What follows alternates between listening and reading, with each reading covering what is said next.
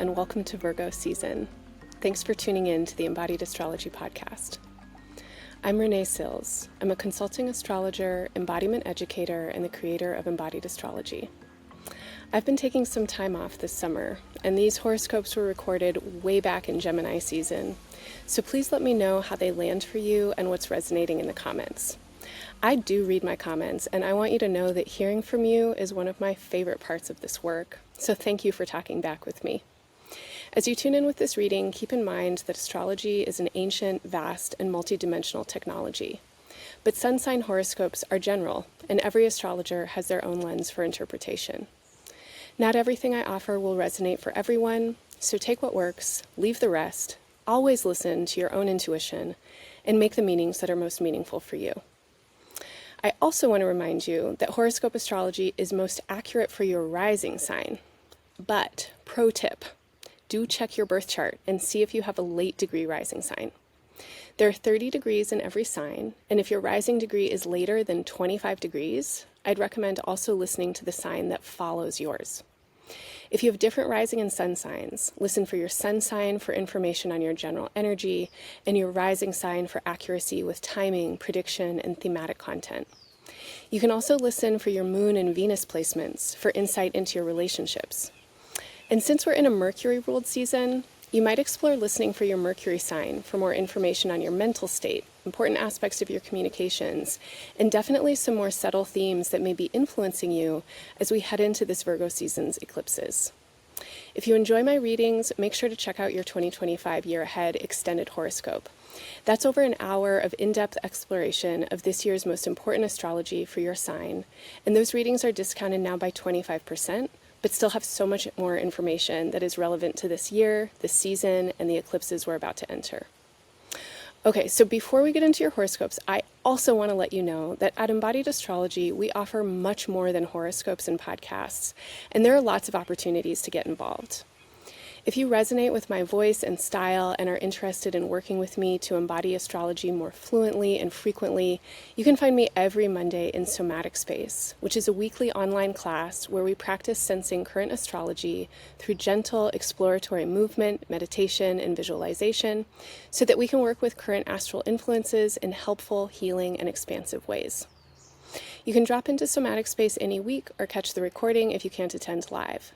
But if you sign up for one of our monthly memberships, you'll get access to every live class, a library archive of past class recordings, and twice monthly chart reading study groups that are great spaces for learning more about how to work with your natal chart through experiential embodied practice. Our study groups are facilitated by my colleague, Embodied Astrology's community coordinator, Alisha Mawji. Alisha is also facilitating a 12-week cohort beginning on September 23rd called At the Heart of Conflict. This is the second group of 5 12-week gatherings, which are taking place during Jupiter's transit in Cancer between June of 2025 and June of 2026. At Embodied Astrology, one of our primary intentions is to harness astrology to work with the needs of our times. And Jupiter's influence in Cancer is particularly well suited for exploring patterns of conflict with curiosity, care, and in community with others, which is what this series is dedicated to. In these sessions, folks share and practice different tools that help us get curious about our own and others' experiences, expand our capacity in moments of dysregulation, and practice witnessing, careful reflecting, and collecting communal wisdom that expands different perspectives so we can move our conflict forward in new ways. Also coming up on our Virgo season calendar is a special one-time event I'll be co-facilitating with Sherri Taylor on September 21st, and that's the day of the Virgo new moon and solar eclipse. Sherri has spent over 15 years supporting individuals and organizations through transition, grief, growth, and awakening. Her work is rooted in trauma-informed psychology, adult development, systems coaching, and spiritual inquiry, and shaped by training in human development, group dynamics, and somatic practice. You might know her from Embodied Astrology. She has been with us for about 4 years now, and she is a longtime student of folk traditions, dream work, astrology, and mysticism as pathways into deeper presence and knowing. I'm so excited to be partnering with Sherri for this special event where we'll be tuning in with the Eclipse portal as an opportunity to play with deep diving into divination and dream work. If you're interested in any of what I just mentioned, you can find more information on everything in the show notes or under the events tab at embodiedastrology.com.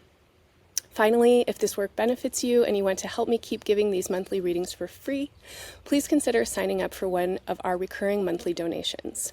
If every one of our listeners gave just $1 a month, we'd cover all of our operating expenses and have funds freed up to offer you even more.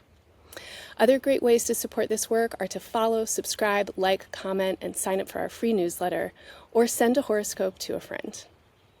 All right. Thanks for sticking with me for these announcements. Now let's get into your Virgo season and eclipse season readings.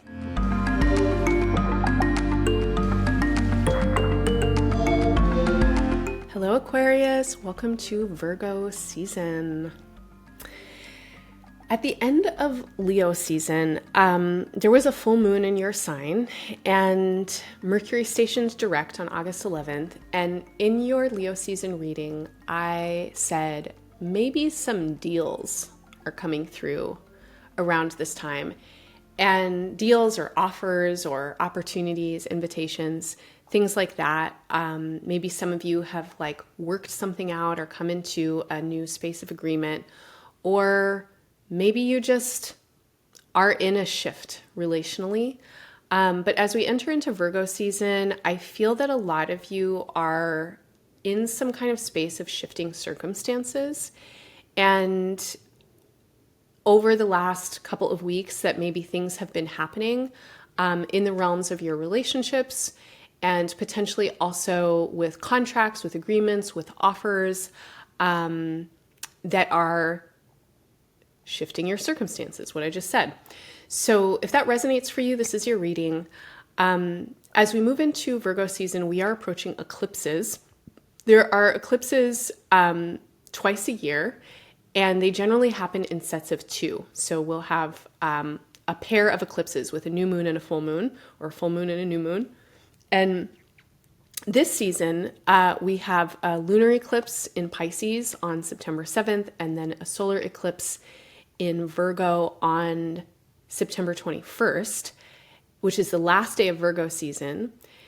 But it's a special kind of season because we also have a new moon, which is not an eclipse, but it is kind of setting us up for the eclipse energy at the very first degree of Virgo on the very first day of Virgo season, which is August 22nd.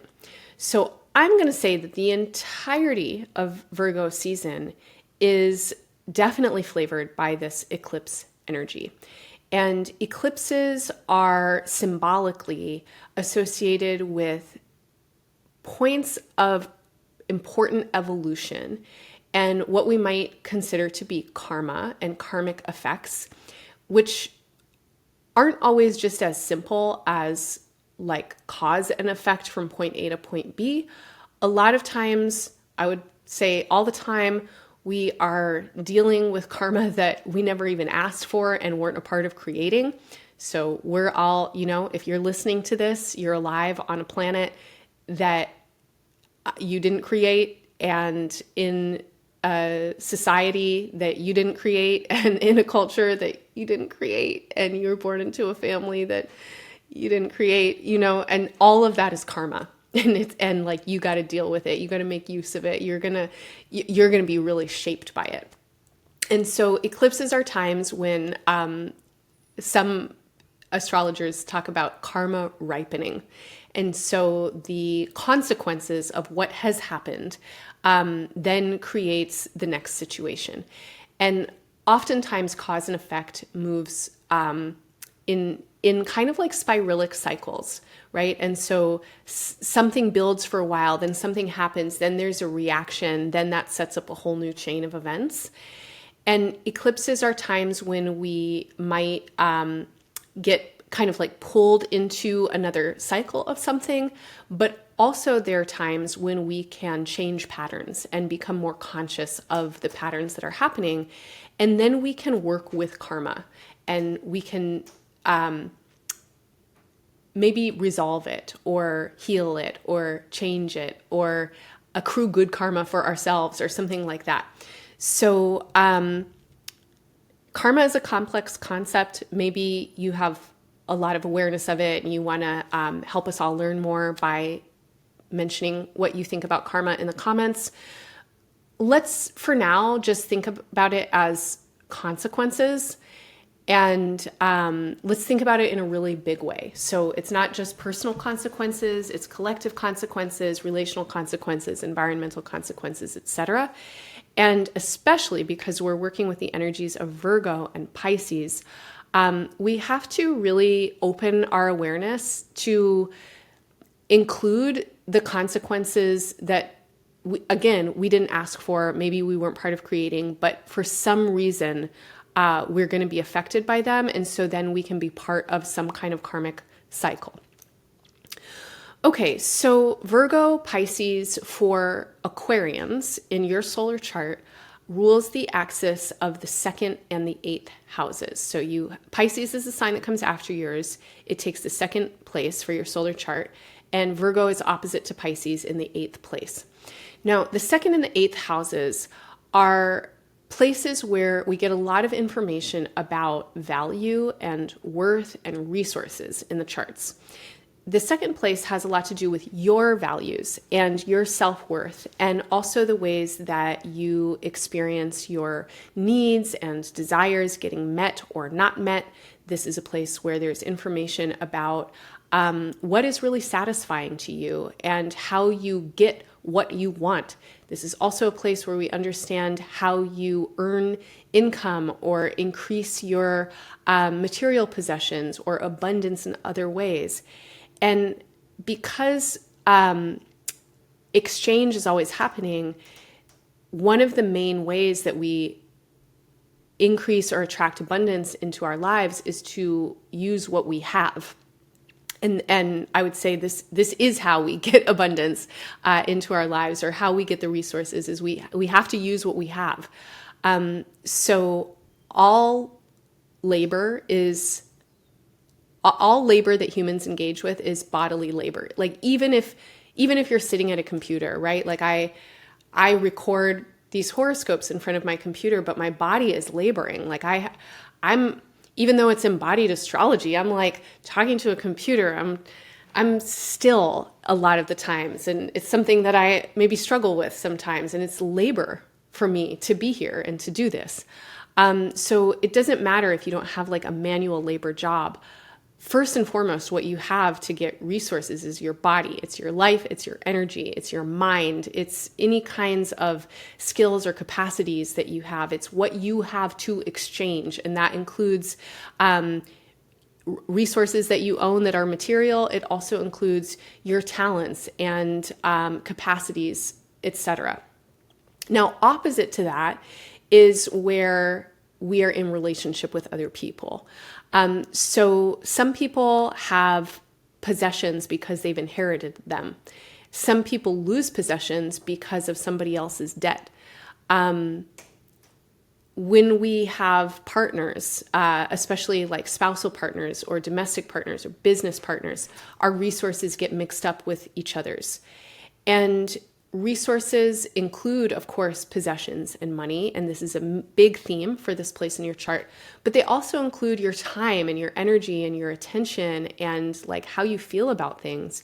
And so the ways that your energy gets shared with other people, the time that you spend together, the attention that you exchange with one another, this is a place in the chart. The 8th place also is associated with sex and with death and with power.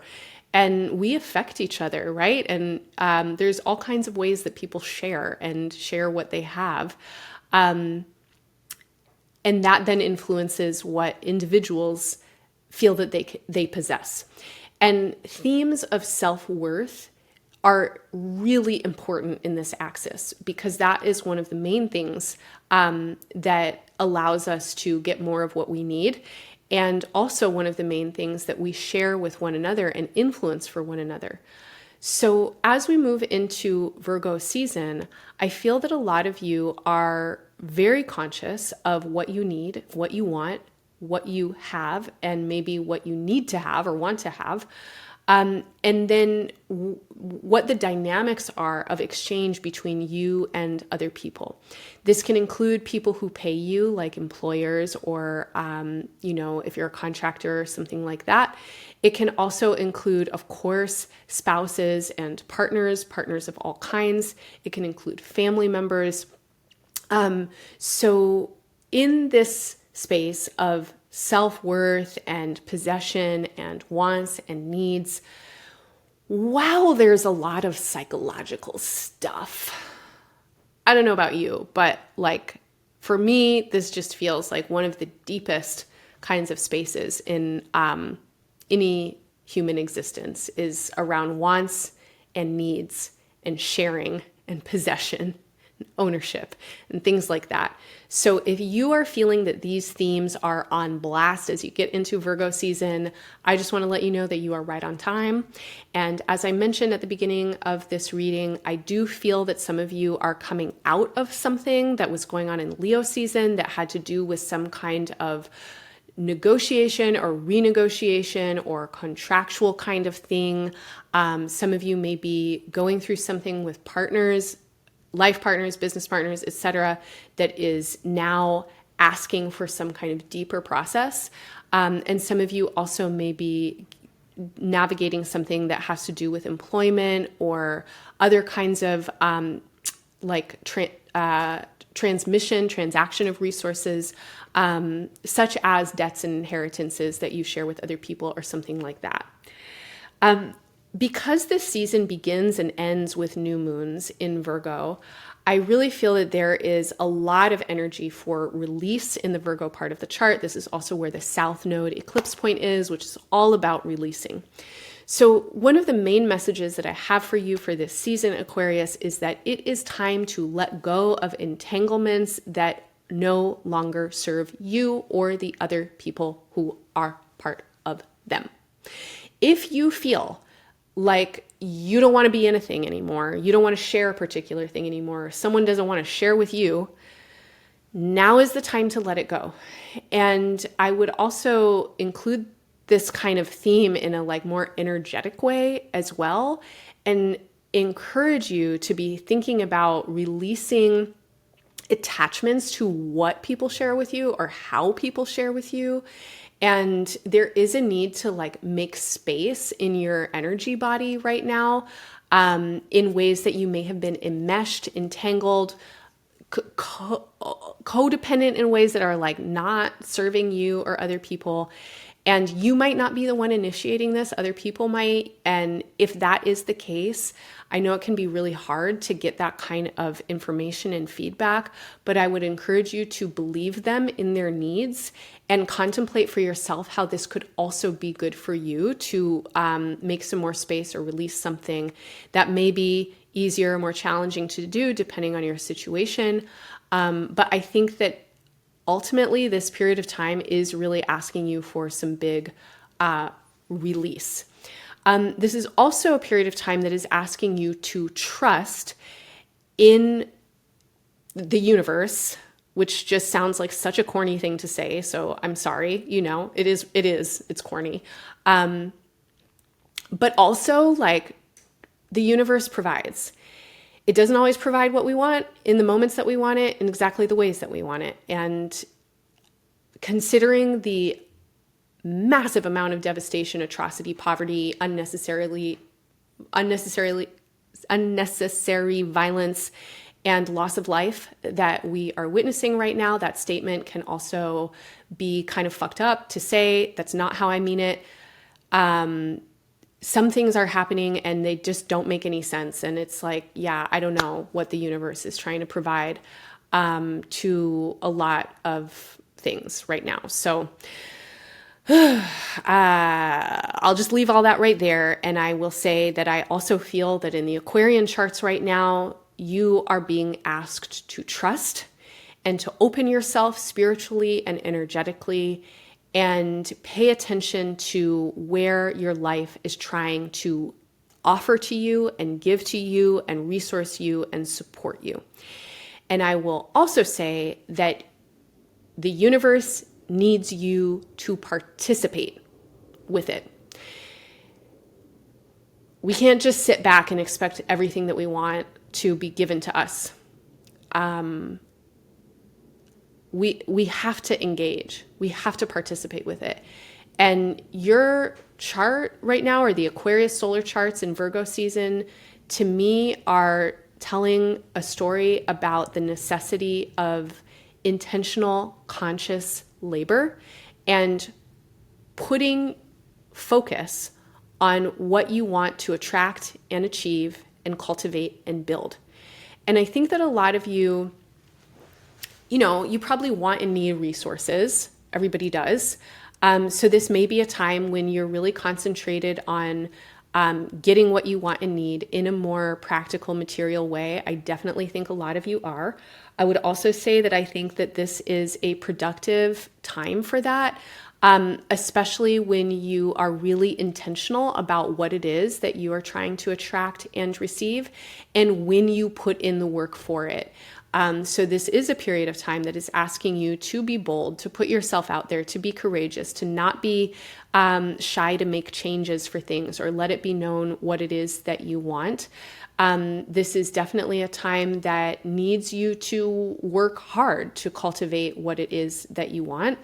And I think that a lot of Aquarians have a lot of opportunities to build their lives and abundance and material support in some really great ways right now if you apply yourself.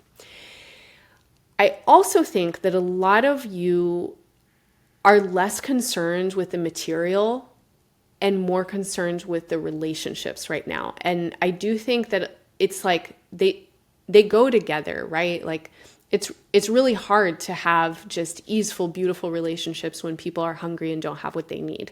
And so basic needs help relationships enormously.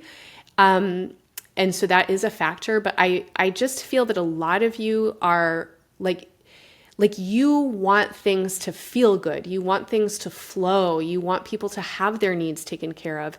And some of you may be really involved with these kinds of efforts in the world right now. Aquarians are humanitarians. A lot of you are activists. A lot of you are really involved in super important ways when it comes to, resourcing people.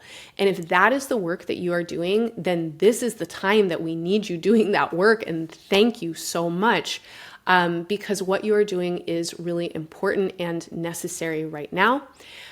Some of you are also involved with wealth redistribution projects or practices, and you're thinking about how to shift orientations around value and resources in general. And this is really important work. And it is so supported right now. So as we move into the month of September, the outer planet Pisces, the planet Saturn is retrograding back into the sign Pisces just before the lunar eclipse full moon in Pisces on September 7th. Pisces rules your second house of resources, earned income, wants and needs, self-esteem, etc. Saturn has been in Aries over the last couple of months, and as it moves back into Pisces, I think that a lot of you, you're doing practical assessment right now, and this is a great time for auditing, this is a great time for budgeting, this is a great time for kind of surveying the landscape of wants, needs, resources, etc., in any ways that those words might click something for you, and being discerning, having integrity, figuring out what your long range kind of process or projects are.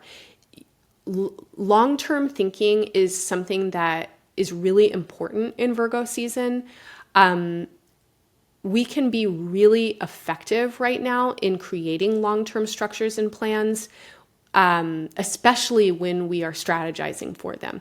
So it is definitely more helpful right now to be thinking about the long term than the immediate future, and making choices and setting things up that can be sustainable for long term, even if that might mean that we're not moving as quickly as we might want to in the immediate future.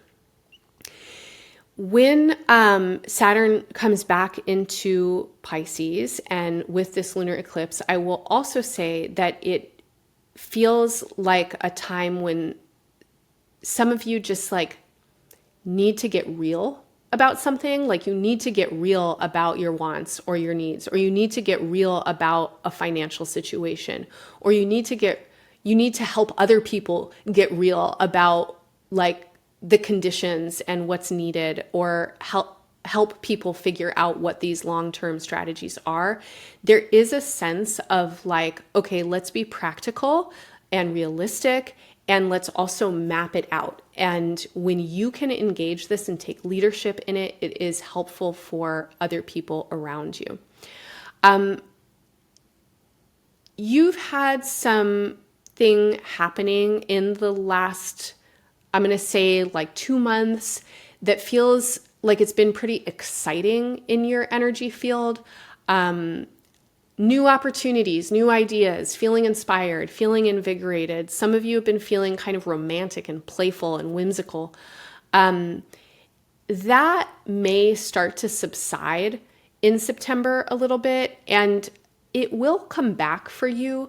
But September feels like kind of a serious month for Aquarius. And it does really feel like you need to focus on the practicalities of things and sustainability, capacity, and true needs and desires. And I'll also say that this is a period of time when you need to get real about what your values are. And part of that is concentration with your self-worth and your awareness about your own personal value. Alignment around values is really important right now. And so if any of you are trying to work things out with partners, with collaborations, with jobs, with initiatives that you're part of, it may be that you need to focus on the work around values and communication and alignment before you can take certain kinds of actions.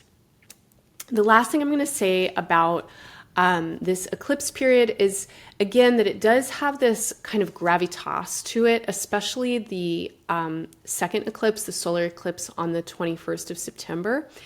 And I don't know what's going to be happening in the world. I am pre-recording for you from June. When I look towards that eclipse, I feel a lot of weight in my body. I feel like we're living in times that are just pretty fucking serious. I don't know what else to say. In a personal reading for the Aquarius charts, the feeling that I have is that like you need to take something seriously. And what I want to say, I guess, is that Aquarius can sometimes be detached emotionally. It's one of the most cliche things that, you'll read about Aquarius is like they're detached emotionally.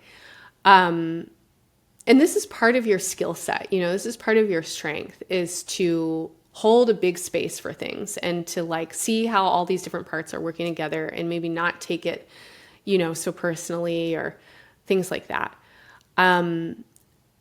But I feel that at this time you are impacted and you need to give yourself space and time and permission to feel your feelings. And I don't really know what that looks like for you, but it might require concentration. Like it might require you to actually get serious about attending to your own feelings, especially if because I think a lot of Aquarians are also pretty busy at this time and you're like taking action and you're doing things and you're like being practical. But I feel that you need to feel.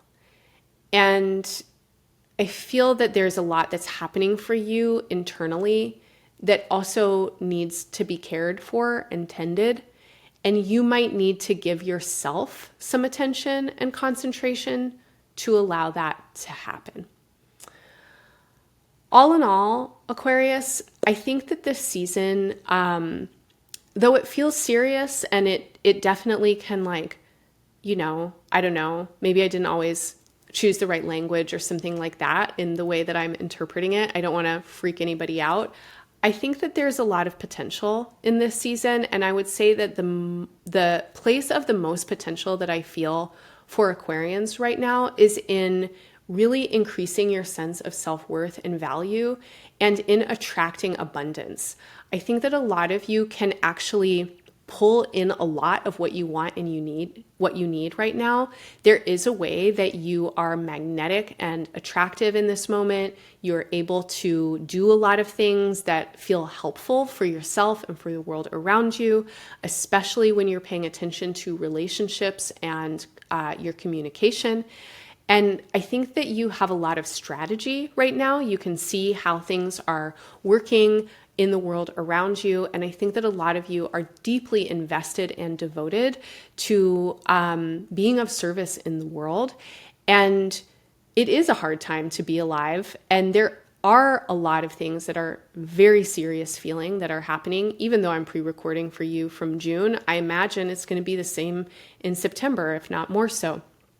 And so on a personal level, I want to encourage you to use this season to really concentrate on pulling in resource that you can share with others and that can help bring benefit into the world and into the worlds that you are a part of.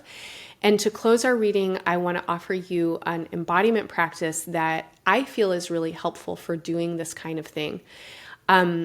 And so please feel free to modify, adapt, change it as you need to. But this practice is a practice of sensing into reciprocity and flow. And I do feel that a lot of Aquarians right now can attract a lot of resource. And I also feel that you will attract what you want and what you need the most and the best when you are really like wanting to share, and when what you are bringing in isn't just for you, but it's rippling out. And so I want to invite you now to close your eyes. If it feels comfortable to close your eyes, take some deep breaths, drop into your body, and then allow some awareness to surface in your mind around anything that you want right now. And it can be a material desire, it can be a relational desire, an experiential desire. What do you want? What are you trying to attract? Okay. And then once you've clarified that, and just choose one thing, even if you want many things, just choose one thing right now. Take a deep breath in and exhale out, and just let that consciousness be here. But start to imagine how when you receive what it is that you want, something ripples out into the field around you, so that what you want and what you receive continues to grow and build, transforming into resources and offerings and generosity for others. And this can be true for all kinds of desires that you have.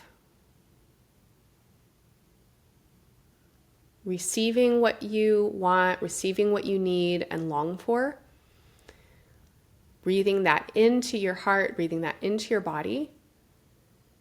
And as you exhale, imagining, sensing, feeling how you being resourced becomes resourcing for others and for the world around you.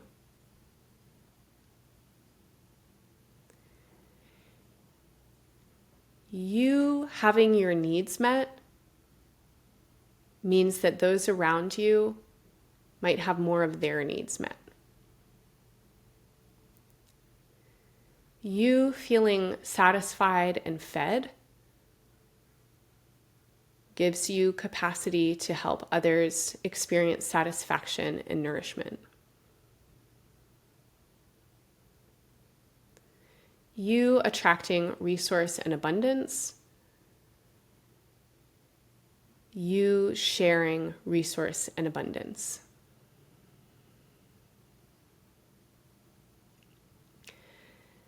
Okay, so this visualization or embodiment practice can be something that you definitely play around with, and you can apply it to all kinds of different needs and desires and intentions that you have. But I would definitely say that when you allow your consciousness to be full of reciprocity right now, that you are giving and receiving all the time, and when you really devote yourself to generosity in ways that are also generous with you, and increase your receptivity in ways that help you flow out into those and that around you, that you become much more attractive, magnetic, and abundant, and are able to strategize and map how to get needs met. And this can be personally, it can be something that you think about with your family, your friends, or your immediate community. And some of you are really wanting to participate in much larger ways right now. And I want to encourage you to remember that you are an important factor of whatever the change is that you are seeking to create and participate with. Love yourself, appreciate your own value, acknowledge your own efforts, allow yourself to also be supported and taken care of, and really try to imagine, concentrate, and feel and believe in your own being that as you draw in what is good for you, that you also are part of giving out what is needed and what is good for others. All right, Aquarius, I hope any or all of that feels helpful for you. I am wishing you all the best in Virgo season and beyond. Bye for now. Hello again. I hope these season's readings feel supportive for you. If they do, drop me a line in the comments and let me know what's landing for you. Also, just a reminder to check out our upcoming events. I already told you about what we have planned for Virgo season in my intro, but make sure to check out our full calendar because we have some really special opportunities to work with embodied practice in alignment with astrology coming up later this year, when we'll be hosting Palestinian dancer and choreographer Saed Mansour for a 4-week series that coincides with Jupiter's station retrograde in Cancer, Saturn's station direct in Pisces, and Mercury's retrograde from Sagittarius back into Scorpio. The energies created by this triple presence in the water signs are a portal for deep excavation of our own psyches and identities. And Saed will be leading us into a journey of dancing and moving with the political, social context of our current times. For anyone who's interested in really working deeply with current events and your own identity and embodiment in relation to them, this will be a powerful space for practice and discovery. Again, you can find more information in the show notes or at embodiedastrology.com. And I am sending you so much love through these eclipses and this Virgo season. Bye for now.